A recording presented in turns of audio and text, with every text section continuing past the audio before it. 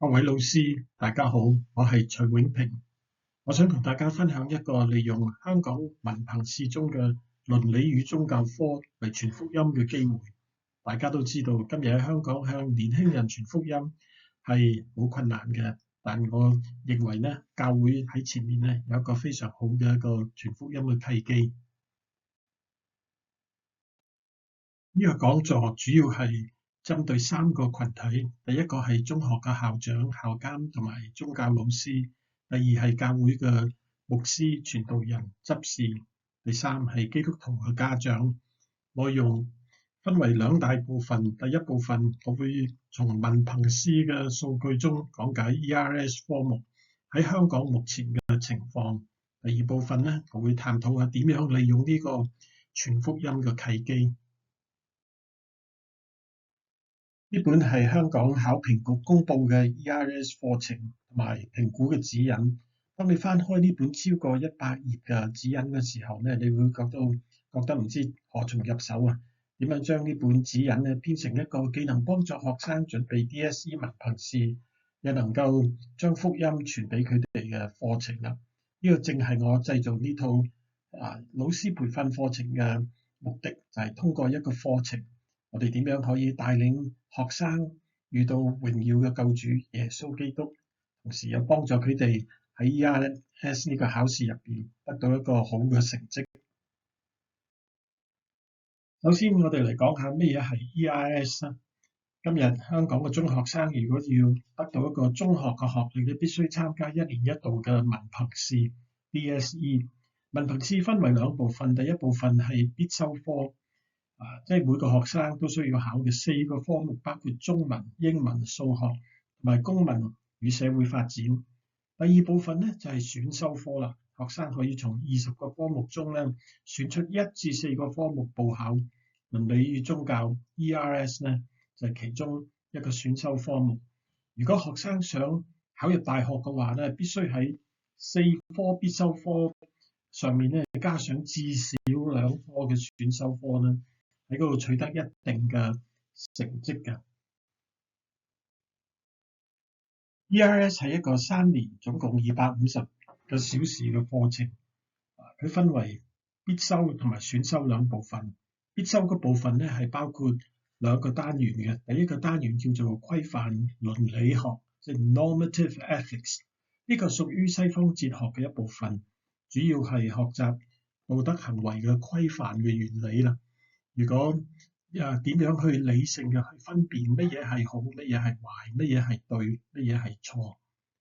第二個單元咧就係將呢啲倫理嘅理論咧應用喺一啲實際嘅問題上面啦，例如好似人權啊、環保啊、商業、傳媒嘅倫理啊、兩性關係啊等等個人或者社會嘅倫理問題。選修嗰部分咧就要學生選擇一個宗教傳統進行嘅深入嘅學習啦，可以選擇咧包括基督宗教啦、佛教啦，以後咧還會有孔教、道教同埋伊斯蘭教等。但呢個老師嘅培訓課程咧，我哋係面對準備教基督宗教嘅學校或者教會嚟到設計嘅。咁喺選修嘅方面咧，學生還要選擇一個宗教體驗學習嘅方式啦。一個選擇咧就係參加啲宗教服務啊，好似扶貧啊、探訪啊。另外一個選擇咧就係參觀一啲宗教嘅禮儀啦，好似崇拜啊、禱告會啊、洗禮啊、聖餐啊等等啦。然後咧去反思呢啲禮儀入邊個含義。今日香港嘅青少年咧，淨係處喺一個前所未有嘅精神健康危機中。呢啲係大家有目共睹嘅事實，亦都係有數據支持嘅。譬如好似社交退縮啊、躺平啊、抑鬱症啊、焦慮症啊、孤獨、絕望、自殺傾向等等。雖然教會同埋社會都投放咗好多嘅資源嚟幫助學生同埋年青人去解決呢啲情緒嘅問題，但呢啲問題咧仲係日益嚴重嘅。其實聖經教導我哋咧，呢啲都係人類罪嘅問題，只有耶穌基督嘅福音咧，先至能夠讓人罪得赦免，喺真理中得到真正嘅自由。幫助一個年輕人去明白聖經，佢哋就會有得救嘅智慧，知道點樣去信耶穌，一生跟隨耶穌，活出有目的、有使命嘅人生。所以有危機就有契機啦。今日教會要邀請一個年輕人參加係1個2個鐘頭嘅佈道會咧，並唔容易。但係 ERS 可以成為一個長達250個小時、為期3年嘅福音體驗嘅機會，讓中學生咧可以喺身心靈健康嘅活動中咧接觸到福音同埋教會，同時又能夠準備 DSE 選修科嘅考試啦。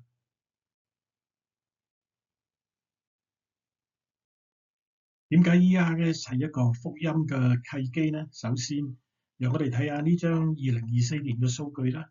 舊年咧總共有5591個學生報考文憑試，但係咧報考 ERS 嘅咧淨係得899人，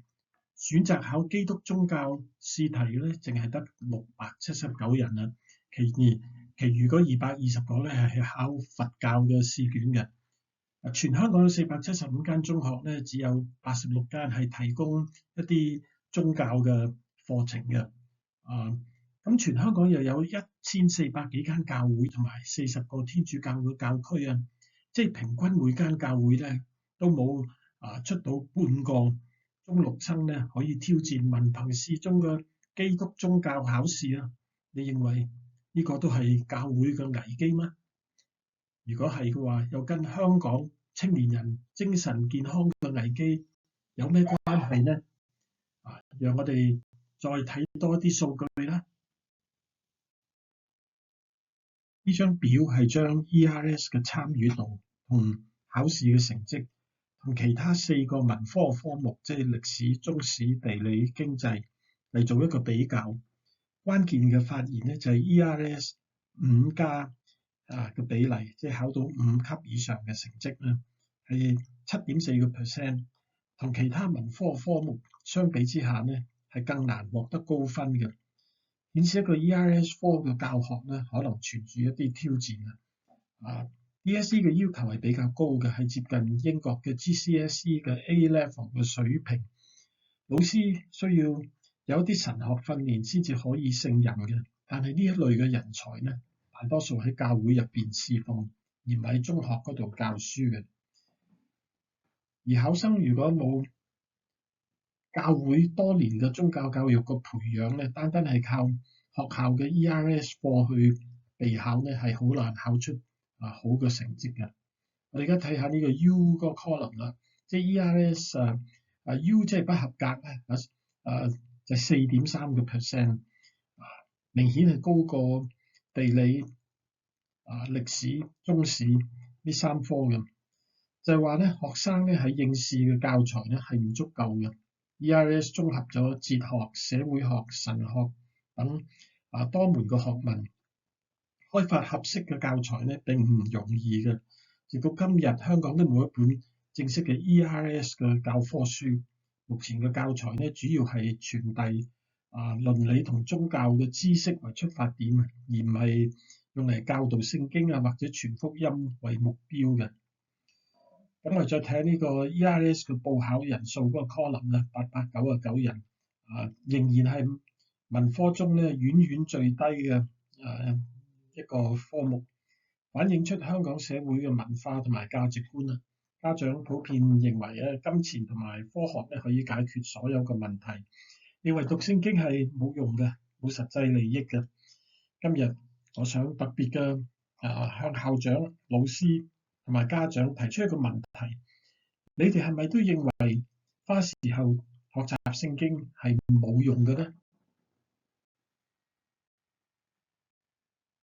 如果你哋嘅答案係否定嘅，咁樣 ERS 就係你哋嘅福音嘅契機啦。耶穌話：人活着不是單靠食物，乃是靠神口裏所出嘅一切話。青少年每日都受到魔鬼嘅攻擊，佢哋最強大嘅保障就係神嘅話語。耶穌又話：人若賺得全世界，賠上自己嘅生命，有什麼益處呢？人還能拿什麼換生命呢？耶穌就係道路、真理、生命。香港嘅年輕人要認識福音中嘅耶穌基督，唔單單係歷史中嘅耶穌。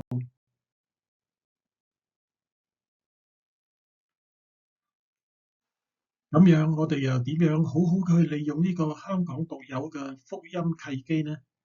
首先，呢個係香港教會嘅一個前所未嘗試嘅福音契機，因為能夠教授 ERS 課程嘅人才呢，大多數都喺教會入邊侍奉。教會還可以同附近嘅中學合作，為學生開設一啲週末嘅 ERS 補習班啊，高中嘅 ERS 主日學俾學生咧能夠體驗到基督信仰嘅力量。呢啲嘅侍奉咧係對嗰啲喺學習邊緣嘅學生同埋嚟自基層家庭嘅學生咧係特別有意義嘅。教會可以通過 ERS 補習班接觸到同埋關懷呢個群體。今年我哋教會嘅主題就係建立門徒，拓展天國。你諗下，一個3年長嘅福音性嘅 ERS 門訓咧，可以為教會培養新一代嘅有真理基礎嘅年青侍奉者同埋宣教士，將福音咧從香港傳到地極啦。對於中學嘅宗教老師嚟講咧，呢個都係一個福音嘅契機。雖然香港嘅中學老師咧已經係忙到不得了啦，但係如果佢哋能夠逐步嘅嚟到推動 ERS 課程，先自己深入了解呢個 ERS 嘅課程內容，然後咧就逐步調整現有嘅宗教課程或者活動咧，使佢哋咧可以配合呢 ERS syllabus 入邊嗰啲學習成果。學校還可以積極嘅同附近嘅教會合作，共同推動ERS 補習班同埋主日學。最後 ERS 都係基督徒父母嘅機會，除咗學生本人咧，父母應該係 ERS 課程最大嘅受益者。如果一個年輕人從小明白聖經，佢哋嘅信仰就會有根有基，成為有得救智慧嘅人啦。即使佢入到大學或者社會，佢哋都唔容易被各樣嘅學說或者風氣咧嚟搖動佢哋嘅信仰。佢哋嘅人生大事將會有聖經同聖靈嚟到引導，父母係無需過度操心嘅。今日父母最重要嘅責任咧，就係喺家庭中咧做好信仰傳承嘅工作，鼓勵並且監督兒女咧好好學習聖經，配合學校同埋教會喺呢方面嘅努力。最後咧喺 ERS 嘅課程指引中咧，佢都好 emphasize 咧家庭嘅成員、教會嘅領袖同埋信徒咧，都是支援本科學與教嘅寶貴人力資源。咁樣家長、傳道人、宗教老師，我哋幾時可以攜手並肩嘅去迎接呢個契機同埋挑戰呢？我想分享一個自己嘅見證。我從小咧就喺家庭同教會中學習聖經啦。由於我喺一間基督教中學讀書，所以有聖經課讀。老實講，我喺中學嘅時候係比較邊緣嘅學生，每年考試都係勉強升班嘅。喺1969年，我參加香港嘅中學會考，聖經科就係我6科合格中嘅其中一科，又俾我勉強嘅入到中六啦，然後又可以繼續嘅去讀大學最終獲得世界100強大學嘅博士學位。回顧嚟睇咧，如果冇從小喺教會或者家入邊咧學習聖經，當年會考對聖經科咧一定係冇把握嘅。如果聖經科冇合格，亦都唔入到中六；如果冇入到中六咧，亦都唔會入到大學啦。但係咧，聖經咧對我最大嘅影響就係一個改變咗我終身嘅人生觀、價值觀同埋世界觀啦。佢引導我人生嘅方向。中學嘅時期，我學習咗好多嘅科目，但大部分嘅知識咧，考完試就俾翻先生啦，而家都唔記得晒噶啦。但係我喺中學會考之後咧，就受洗歸入基督，加入教會。聖經就係我唯一一生都繼續去學習同埋教導嘅科目。聖經俾我能夠認識福音，幫助我成為耶穌嘅門徒，讓我明白人生嘅目的同埋方向。我深信，如果冇呢樣嘅宗教教育，好多年輕人都會感到好迷茫，不知道何去何從啊！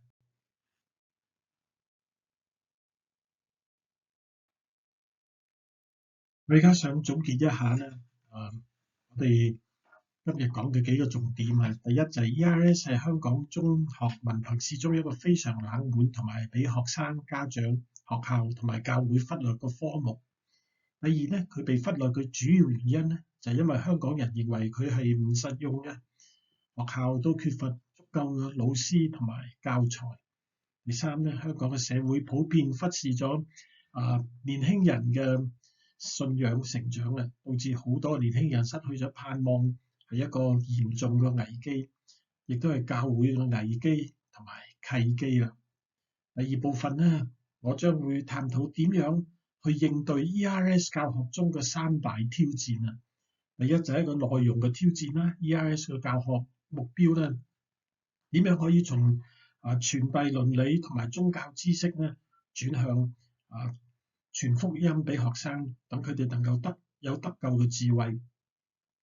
第二個咧就係方法嘅挑戰，點樣從內容導向轉向成果導向，即係 outcome-based education 嘅教學方法。